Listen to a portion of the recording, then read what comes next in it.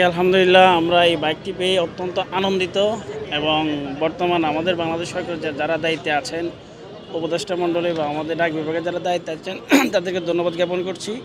এই বাইকটি পেয়ে আমরা বহুরূপী উপকৃত হব, অনেকভাবেই আমরা উপকৃত হব। দেখা যাচ্ছে এর আগে আমরা যখন পায়ে হেঁটে চিঠি বিলি করতে যেতাম, তো আমরা আমাদের গন্তব্যে যেতে হলে আমাদেরকে গাড়িতে করে যেতে হতো।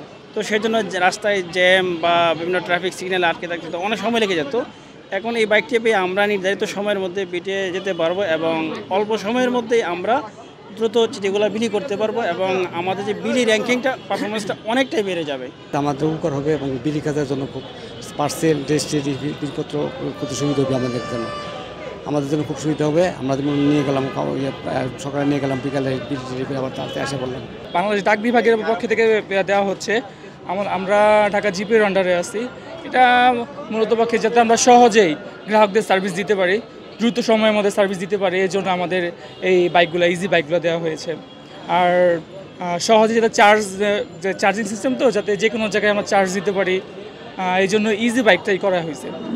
আগে যেমন আমরা ঢাকার ভিতরে অনেক জ্যামজটের মধ্যে পড়তে হইতো, এখন ইজি বাইকটা পাওয়াতে সহজে আমরা মনে করেন ঢাকা যে জ্যামজটের যে রাস্তাগুলো শর্টকাটে আমরা গ্রাহকের কাছে সেবা দিতে পারি।